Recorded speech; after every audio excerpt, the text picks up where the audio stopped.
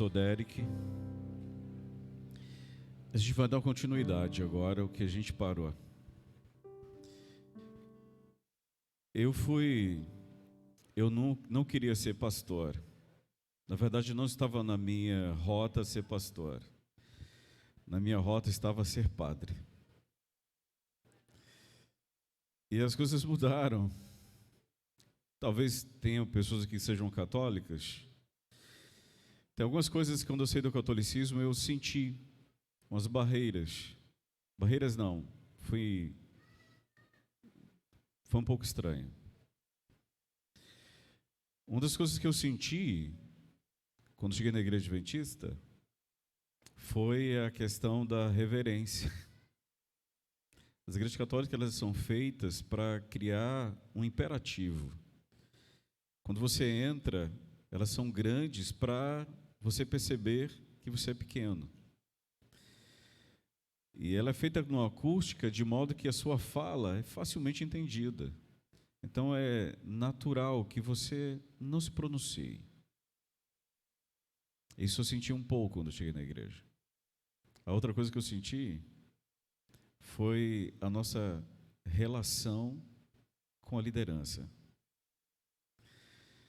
O meu padre, o padre Emanuel, eu conversava com ele, um sacerdote quando dizia alguma coisa, obviamente você não deve tomar a voz de um padre, um pastor, como sendo a voz de Deus em absoluto.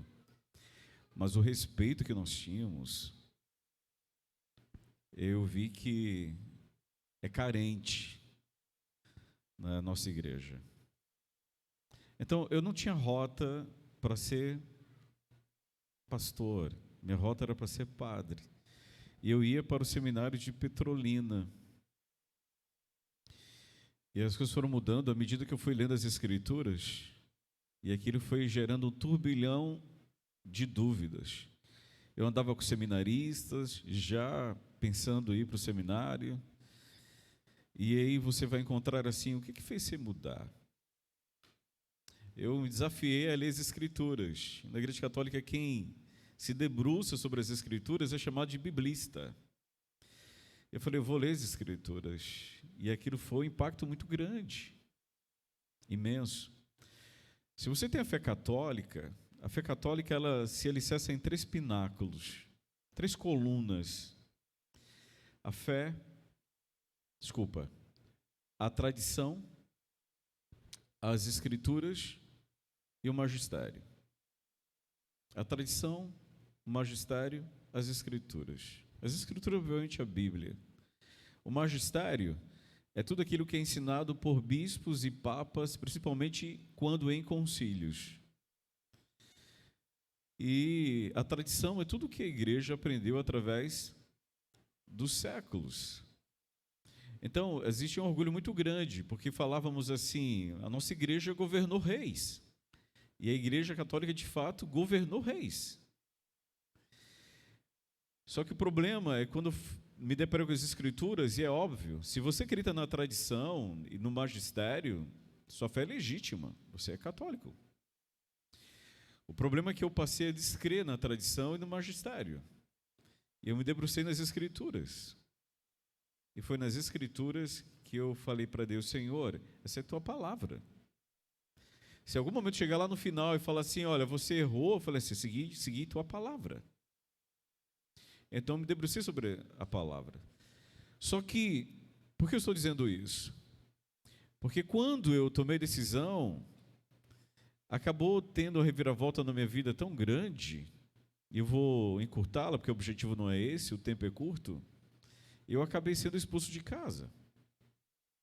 Eu tinha por volta dos meus 15 para 16 anos, eu não lembro com exatidão. Tem coisas que acontecem em sua vida que você vai perdendo os pontos cronológicos disso. Então, eu tinha por volta disto, fui expulso de casa, tive que morar com um avô materno numa outra cidade. Para eu congregar na igreja, eu tinha que voltar para a cidade que eu havia conhecido o Evangelho, e era cerca de 15 a 20 quilômetros. Eu tinha que fazer esse trajeto de retorno para congregar no sábado. Eu viajava sexta-feira, depois do almoço. Depois do almoço, eu viajava, na verdade, eu ia a pé, porque eu não tinha dinheiro para ir.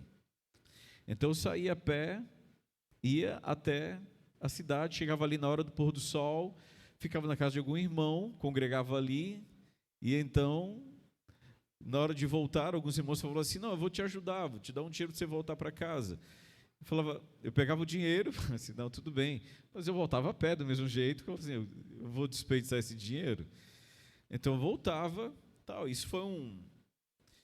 E a cidade que eu estava morando lá com meu avô, eu vou encurtar tudo porque não tem tempo para isso. Não tinha igreja adventista. Então nos dias de quarta-feira e muitas vezes domingo eu ia para a igreja batista. E as coisas foram indo, e depois de algum tempo, os irmãos falaram assim, olha, você tem que ir para o seminário adventista. Eu falei, para ser pastor? Eu falei, ser pastor. E aí, curiosamente, se juntaram os irmãos da igreja adventista, mais os irmãos da igreja batista, e me enviaram para o seminário. Tanto é que, enquanto estava fazendo seminário, quando eu visitava, sempre o pastor da igreja batista me dava a oportunidade de pregar. Eu sempre pregava. Eu brincava com ele, falou assim, você é muito corajoso. Aí ele falou assim, não, Luciano, eu sei que a gente tem uma amizade aqui, então tudo tranquilo. E eu sempre, quando ia pregar, eu tentava sempre criar elos, e não muros. Enfim, para que em algum momento alguém perguntasse sobre a lei do Senhor, eu falava, por que eu guardo os mandamentos? Bom, eu fui para o seminário levado por batistas e adventistas. Não estava da minha rota a ser pastor. Eu até brinco dizendo assim que eu fui empurrado para ser pastor. Quando eu cheguei para fazer, eu fui fazer o segundo ano do segundo grau. Você tinha o básico, você tinha então... E então, depois do básico, você podia optar entre fazer... você podia fazer enfermagem, você podia fazer curso técnico na época, né? Alguém lembra disso? Vocês lembram? Aí, eu optei por fazer científico para poder fazer teologia. Só que quando eu cheguei no seminário, e aí vem o ponto pelo qual eu estou introduzindo isto, é que eu estava vindo da escola pública. E o ensino é bem deficitário. E quando eu cheguei no internato adventista, a distância era imensa. E por muitas vezes eu perguntava assim, falava, professor, o que é isto? Ele falou assim, isso aqui é da 8ª série, eu acho que hoje é o 9º ano. É da 8ª série. Eu falei, eu nunca vi isso. Eu já estou no 2º ano, 2º grau. Aí eu perguntava as coisas, é do básico. Eu também não vi isso. Então, enquanto os alunos iam, talvez em um momento de recreação, eu ia para a biblioteca, pegar aqueles assuntos a qual eu não tinha aprendido. Só que isso gerou em mim uma ansiedade muito grande. E eu desenvolvi gastrite. Eu fui ao médico para poder ver um tratamento medicamentoso, obviamente, mas aí ele chegou à conclusão de que, olha, é nervosa. O problema não está aqui, está aqui. E eu emagrecia, e a situação bem complicada, e tirava muitas notas baixas. E eu falava, meu Deus, como é que eu vou ultrapassar essa muralha? Eu vou passar por isso. Então, por muitas vezes, eu já levei colchão para a sala de estudo. Quem já estudou em colégio interno, às 9 horas, por volta disso as luzes se apagam. Então, fica só a sala de estudo. Então, eu pegava meu colchão, ia para lá, dormia 1 hora, estudava outra. Era desse modo. Só que isso não era nada bom. E aí as coisas complicaram mais ainda. Quando eu estava na Praça da Amizade, e o preceptor, aquele que cuidava dos alunos internos do dormitório masculino, e as meninas tinham a preceptora, ele chegou assim no meu ombro, eu estava bem magro mesmo, ele olhou para mim assim, me deu um abraço e falou assim, Luciano, você não acha que você deveria ir para casa se tratar? Se eu perdesse de ano, eu perdi a bolsa, e voltar para casa agora? Na verdade, eu não tinha nem casa para voltar. Falei assim, voltar para onde? Como voltar? E aí, quando ele falou isso para mim, eu vou sair realmente arrasado com isso, voltando para casa, para o quarto. E eu dormia em um quarto, que existiam alguns quartos diferentes dali, e tinham mais pessoas. Meu quarto tinha 8 pessoas. E eu dormia em uma triliche. Obviamente, beliche são 2, triliche são 3. A triliche era tão alta que, sentado, eu tocava no teto. Eu orava a Deus e falava: Senhor, me dê uma boa noite de sono. Sempre orava assim. E não me deixe cair dessa triliche. Ela não tinha uma proteção, eu dormia na mais alta. Eu acredito que aquela triliche, você só caía uma vez. Eu acho que não tinha segunda vez. Eu falava: Senhor, me dê uma boa noite de sono e não me deixe cair dessa triliche. Graças a Deus eu estou aqui, né? Então, nunca caí. Mas aquele dia, quando o preceptor falou isso para mim, eu voltei, deitei. Aí eu falei: Senhor, o que está acontecendo? Eu falei para Deus o seguinte: abri as Escrituras e a palavra diz o seguinte: não vos preocupeis com o dia de amanhã, basta cada dia o seu próprio mal. Eu disse: Senhor, eu não vou mais me entregar a essa ansiedade. Está nas tuas mãos. E eu fiz uma aliança: eu só vou estudar até às 10 da noite. Depois daí eu vou dormir. Então, outro dia estudei até 10 da noite, fui dormir. Outro dia a prova. E quando eu fiz a prova, o que vocês acham como foi a prova? Foi ruim. Eu tirei nota baixa. Mas eu continuei com o propósito: não vou me preocupar. E depois, de novo, em outra matéria. Mas eu não sabia uma coisa, que é quando você dorme, que a sua memória é processada. E eu estava perdendo memória por escassez de sono. E aí, quando eu repousei, acreditem, quando eu cheguei no final do ano, eu passei sem precisar de recuperação final. Eu fiz algumas outras, obviamente que eu tinha perdido, mas no final eu acabei passando. E a gastrite, ela é uma lembrança. Hoje eu posso comer de tudo, mas nem tudo me convém. Mas ela foi embora. Cristo olhou a multidão e disse para elas: não andeis ansiosos por coisa alguma. Se Cristo olhou para aquela geração e disse que elas não deveriam andar ansiosas, se aquela geração é uma geração ansiosa, nós somos uma geração doente.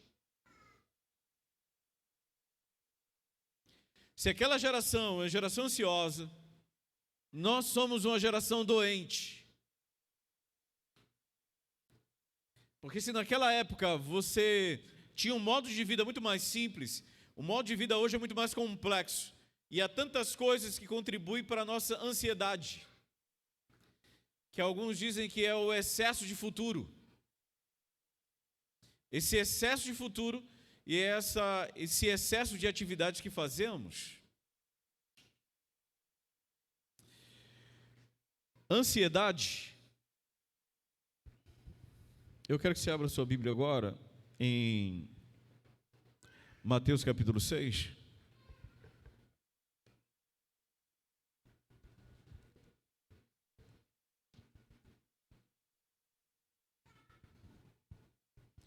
Tem uma religião que o Senhor vai nos ensinar aqui. Feche teus olhos.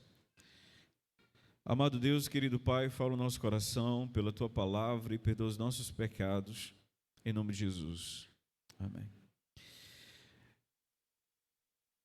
Capítulo 6, verso 1, a palavra do Eterno diz assim: guardai-vos de fazer a vossa esmola diante dos homens, para seres vistos por eles.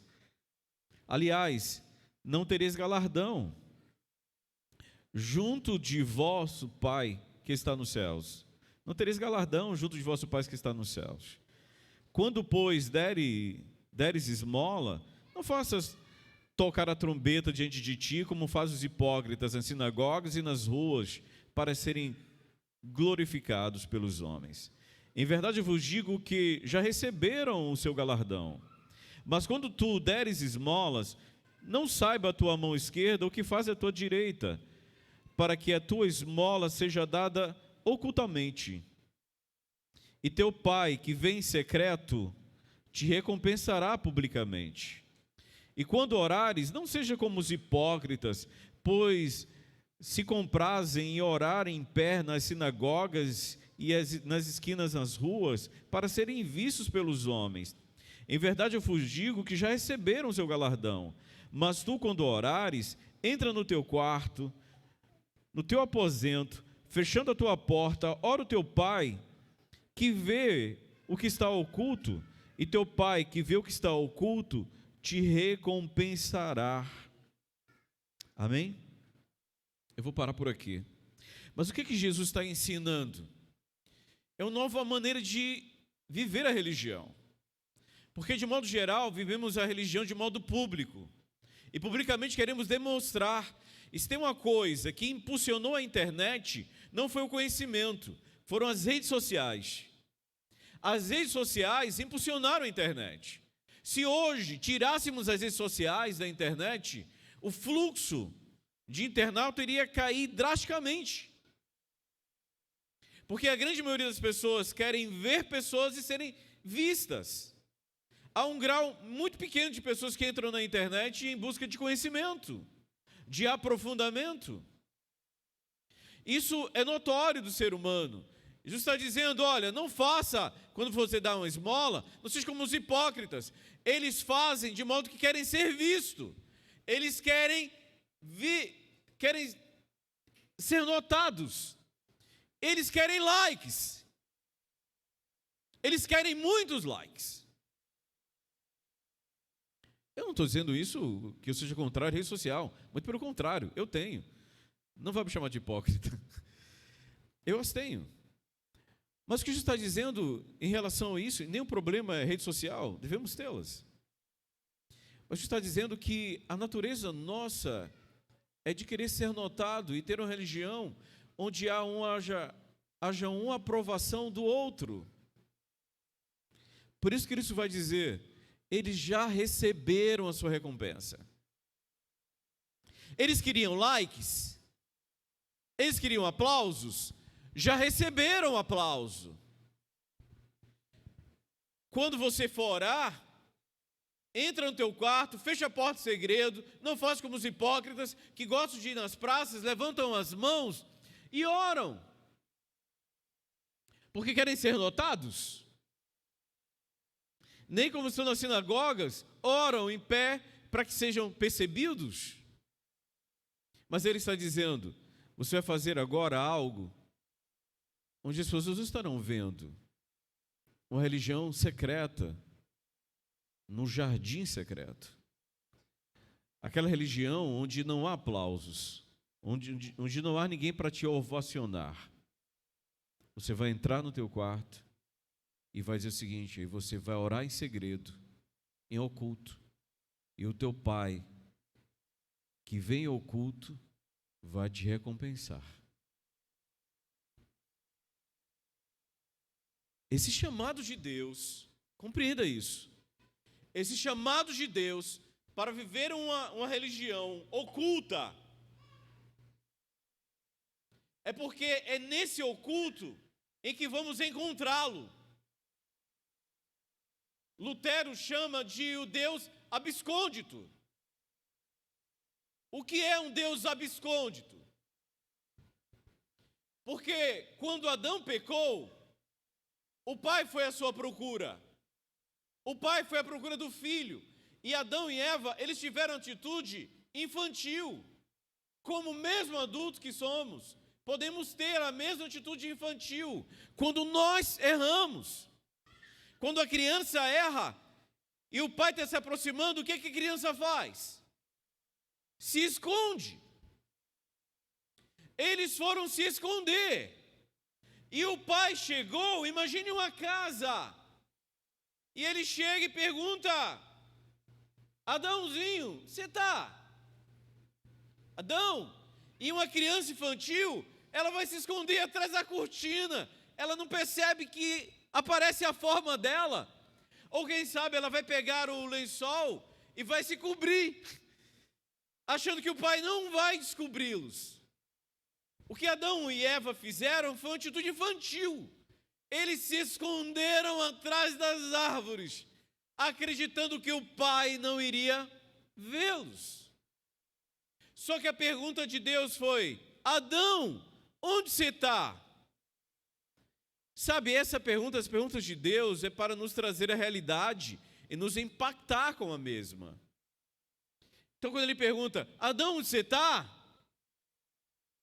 Adão vai se apresentar. Só que a pergunta, com o passar dos tempos e por causa do pecado, ela se inverteu. Porque se naquele momento Deus perguntou e gritou: Adão, onde você está? Hoje são os filhos de Adão, diante do sofrimento e da dor, perguntam: Deus, onde você está?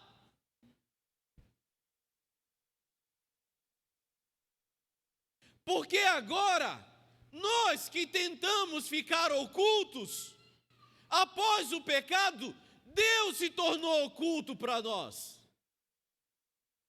Ele não se escondeu, mas perdemos a nossa capacidade de vê-lo. Por isso Lutero chama de o Deus abscôndito. Ele está oculto, mas não ausente. Ele não se ausentou, ele não nos abandonou, ele se encontra presente, ele é abscôndito, mas nós não conseguimos vê-lo. Por isso, em face do sofrimento, das mazelas, das guerras, os seres humanos e aqueles que são descrentes vão justamente lançar isto: onde ele está? Nós não conseguimos vê-lo. Nós não conseguimos percebê-lo, porque a queda, o pecado, ele nos fez cair em tudo. A nossa capacidade de ver, a nossa capacidade de sentir, a nossa capacidade de falar, tudo caiu. Nós somos seres humanos em queda.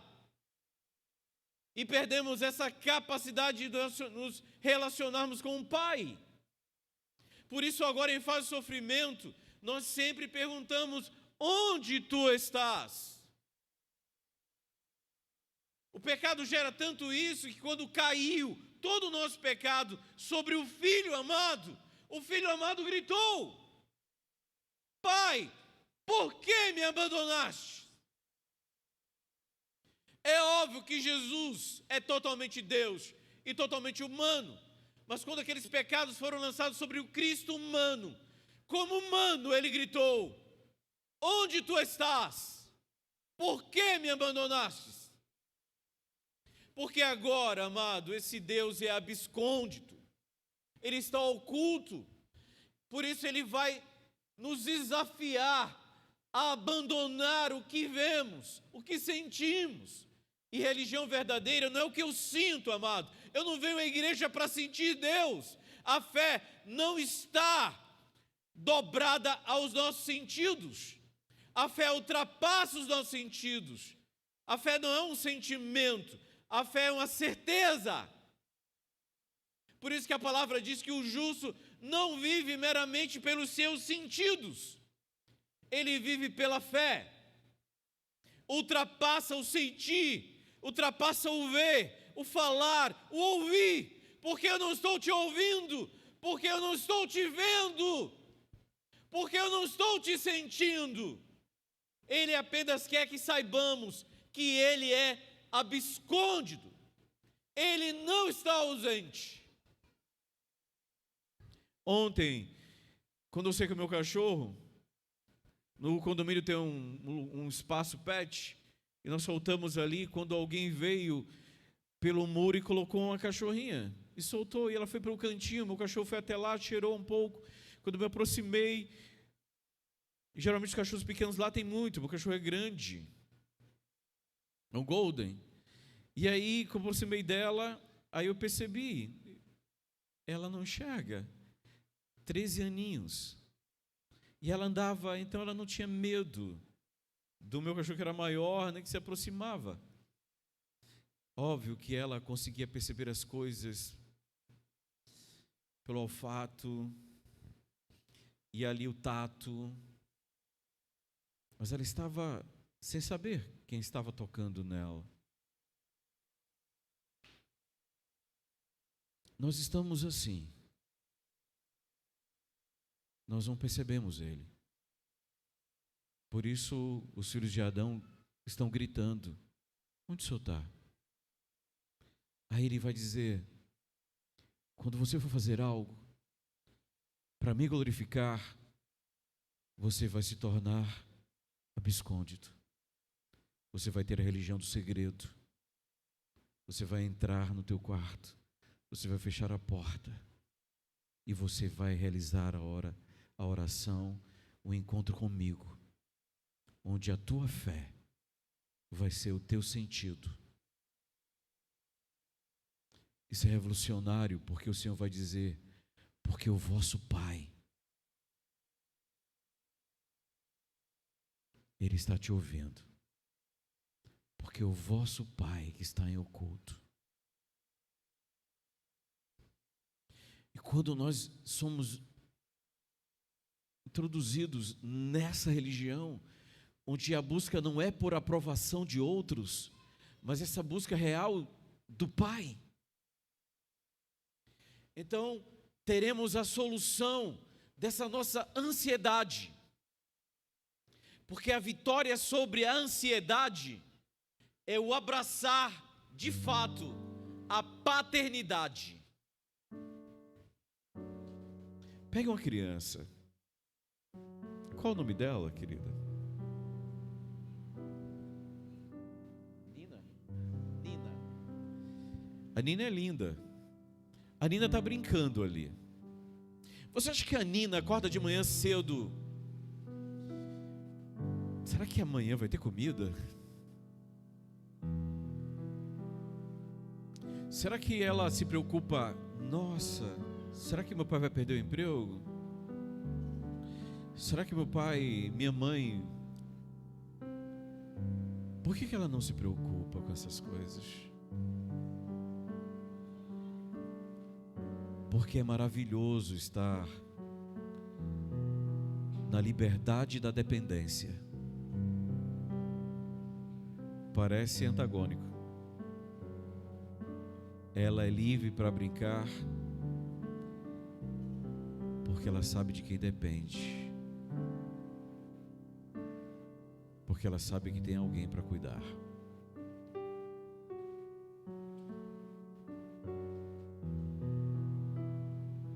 Cristo nos desafiou a olhar os pássaros.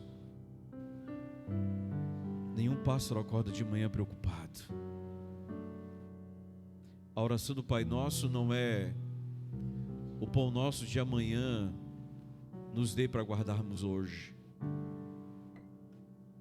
O pão nosso de cada dia.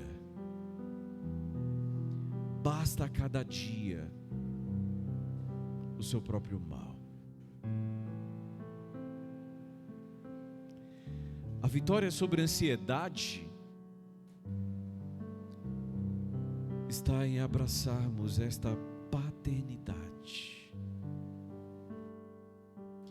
Mas para abraçar essa paternidade, eu tenho que me atrever a entrar no universo onde os meus sentidos não são importantes,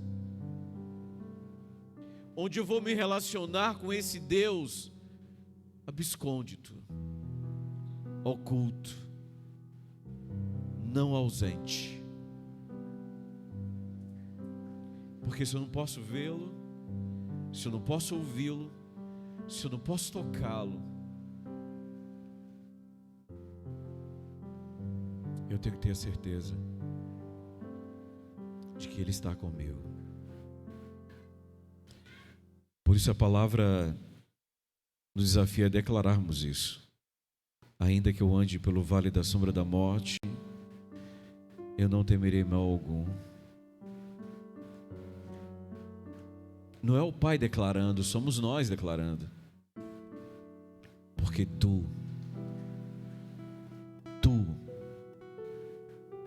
estás aqui.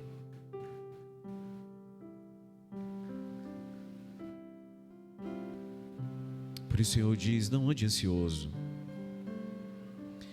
Porque se os homens dão alimento, quanto mais o vosso Pai Celeste. Se pedirem pão, Ele não vos dará uma cobra. Compreender o tamanho dEle, o seu amor e a sua presença é o caminho para compreendermos o que realmente é a mordomia cristã. Ele cuida de nós. Acredite, Ele cuida.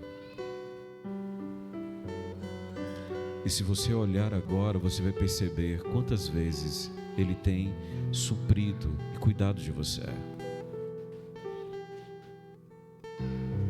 Há momentos que não sabemos explicar, porque algumas coisas ultrapassam o nosso limite de entendimento.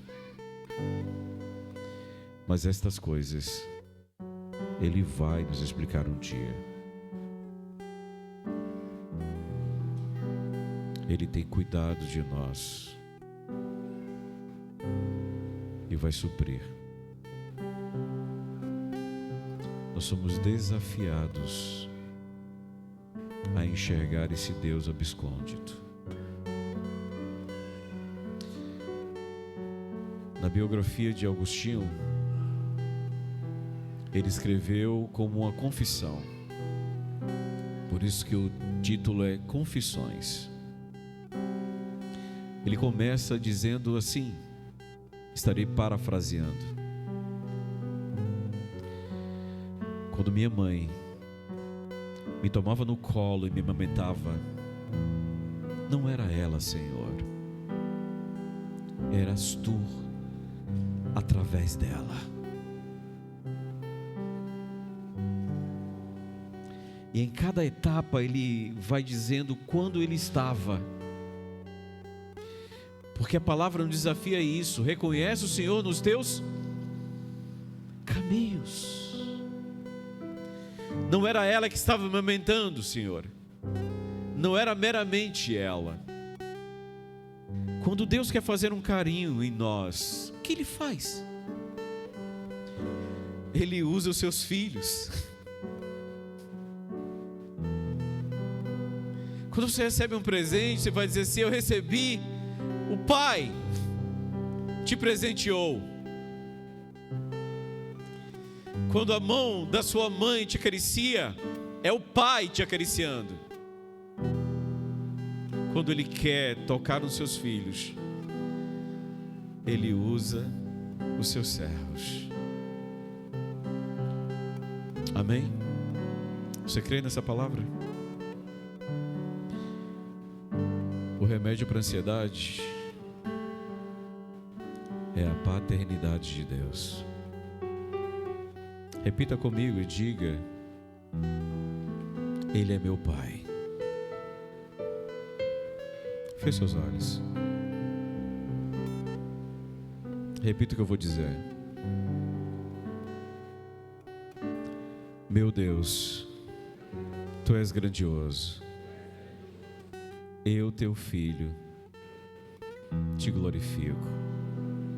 E em Jesus Cristo posso declarar: meu Pai. Obrigado, Pai, por cuidar de todos nós. Me perdoa os pecados. E aguardamos aquele momento em que entraremos na Tua casa, a nossa morada, para nunca mais nos separarmos. Por isso Jesus declarou: na casa do meu Pai, do nosso Pai, há muitas moradas, e nós queremos entrar nelas, ó Senhor, pelo poder e a graça de Jesus Cristo. Amém. Olhe para o seu irmão e diga: você é filho de Deus.